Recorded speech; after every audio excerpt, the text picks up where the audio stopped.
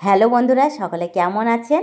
আমি নূরজাহান আজকে আপনাদের সামনে নিয়ে এসেছি একটি ঝিঙের সবজি রেসিপি। আর এটা দুর্দান্ত স্বাদের হয়। দেখুন, এই ঝিঙেগুলো আমি খোসা ছাড়িয়ে নিয়েছি আর একটু লম্বা লম্বা করে কেটে নিয়েছি। আজকে আপনাদের জন্য নিয়ে এসেছি একটি ঝিঙের চাপা ভাজি। এই ঝিঙে চাপা ভাজিটা দুর্দান্ত স্বাদের হয়। এর জন্য এর ভিতর যে অংশগুলো আছে সেগুলো আমি ছুরির সাহায্যে বার করে নেব। এই রেসিপিটা যদি একবার তৈরি করে খেয়ে দেখেন আমার প্রিয় বন্ধুরা, এই ঝিঙে যখনই বাড়িতে আসবে তখনই আপনাদের মনটা ছুকছুক করবে তৈরি করার জন্য, এই ঝিঙের চাপা ভাজি তৈরি করার জন্য। এই কারণে এর ভিতরে যে অংশগুলো আছে সেগুলো কিন্তু প্রথমেই বার করে নিতে হবে। আমিও একটা ছুরির সাহায্যে এগুলো ধীরে ধীরে বার করে নিচ্ছি। এটা কত সহজেই দেখুন বার হয়ে যায়, কারণ ঝিঙেটা তো ভীষণ সফট হয়।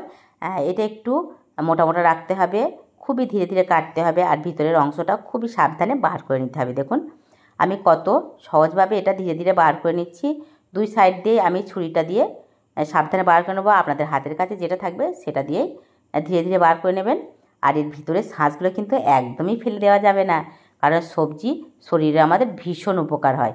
এই জন্য সকলেই সবজি খাওয়ার চেষ্টা করবেন। মাছ মাংস তো আমরা খেয়েই থাকি, কিন্তু সবজিটা অবশ্যই খাওয়ার চেষ্টা করবেন, বড় থেকে ছোট সকলেই।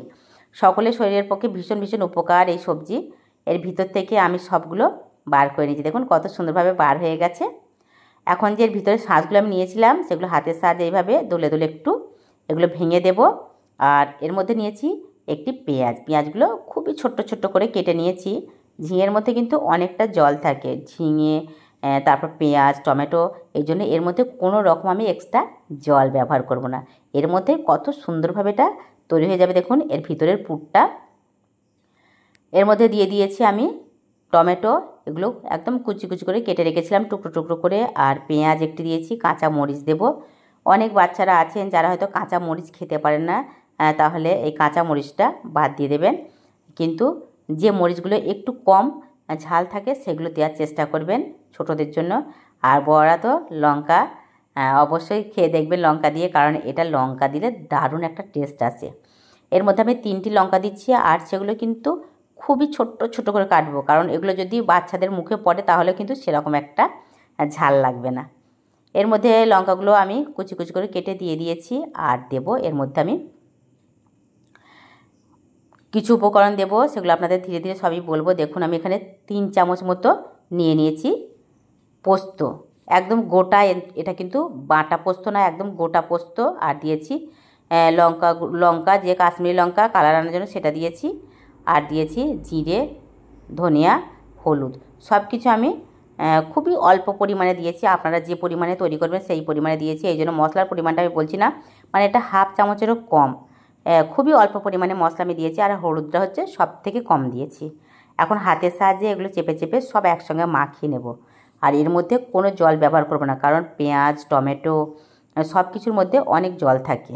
আর যে ঝিঙেগুলোর মশলা আছে তার মধ্যেও কিন্তু অনেকটাই জল আছে। এই জন্য এর মধ্যে মানে আলাদা কোনো জল লাগবে না, এটার সাহায্যে চেপে চেপে মাখা হয়ে যাবে। এর মধ্যে জল দিইনি, আর আমি এটাকে চেপে চেপে মাখছি ততটাই ভিতরে অনেকটাই সফট হয়ে আসছে। এখন এর মধ্যে দিয়ে দিয়েছি আমি কর্নফ্লাওয়ার।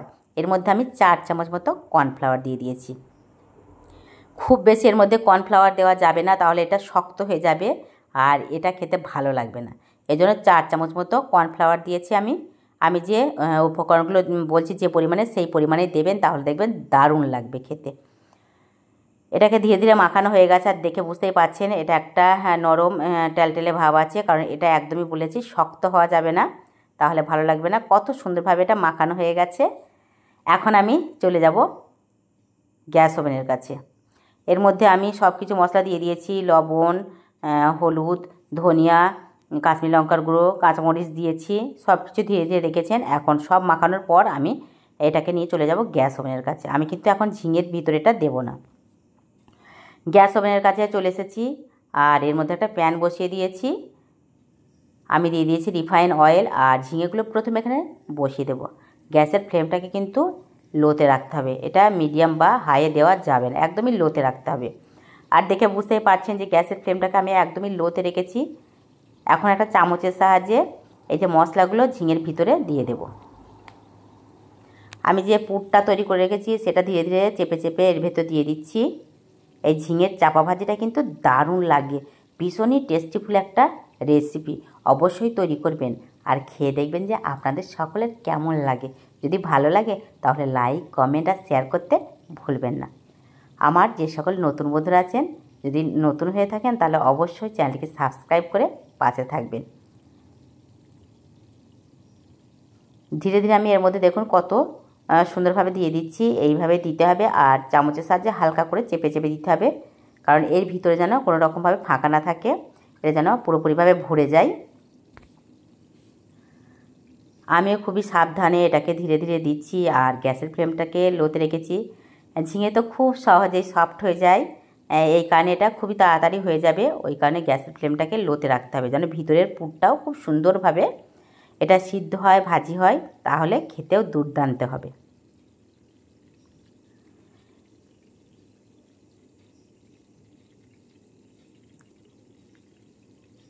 ধীরে ধীরে এর মধ্যে সবগুলো আমি দিয়ে দিয়েছি। দেখুন কত সুন্দরভাবে, এটা দেখতেও কি দারুণ লাগছে, খেতেও কিন্তু অসাধারণ।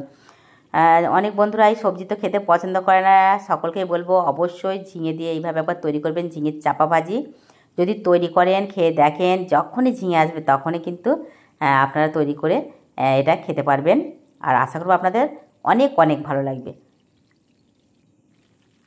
যদি ভালো লেগে থাকে তাহলে বন্ধুদের মাঝে অবশ্যই শেয়ার করে দেবেন, সকলেই যেন এইভাবে তৈরি করে খেতে পারে। এটা এক সাইড হয়ে গেছে আর এটাকে আমি খুবই সাবধানে ধীরে ধীরে উল্টে দিচ্ছি, কারণ ঝিঙে অনেক সফট, এটা খুব সহজেই সিদ্ধ হয়ে যায়। এই কারণে খুবই সাবধানে আমি এটাকে ধীরে ধীরে উল্টে দিচ্ছি। আর দেখে তো বুঝতেই পারছেন, এটা যত সিদ্ধ হয়ে আসবে দেখে বুঝতেই পারবেন যে এটা অনেকটা একটু চ্যাপ্টা ধরনের হয়ে যাবে ধীরে ধীরে। আর খুন্তির সাহায্যে এটাকে একটু চেপে চেপে দিতে হবে।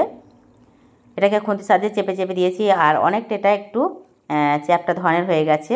অনেকটা লম্বা ছিল কিন্তু একটু চ্যাপ্টা চ্যাপ্টা হয়ে গেছে বলে দেখুন কত সুন্দরভাবে এটা হয়ে গেছে, দেখতেও কিন্তু অসাধারণ লাগছে।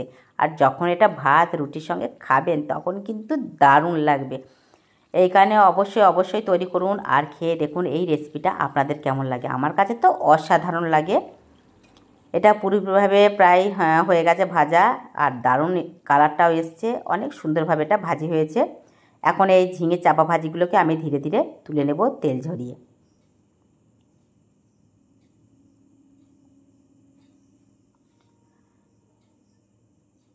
এটা খুবই সাবধানে ধীরে ধীরে তুলতে হবে, তা না হলে ভেঙে যাবে। এই কারণে এটাকে আমি ধীরে ধীরে তুলে নিচ্ছি তেলটা ঝরিয়ে।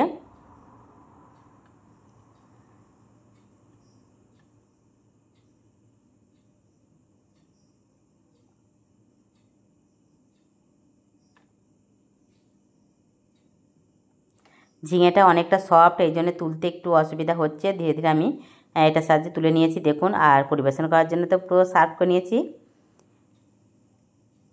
এটা দেখতে যেমন অসাধারণ, খেতেও কিন্তু ভীষণ মজাদার, একটি দুর্দান্ত স্বাদের এই রেসিপি অবশ্যই তৈরি করবেন আর খেয়ে দেখবেন। এর চাপা ভাজি রেসিপিটি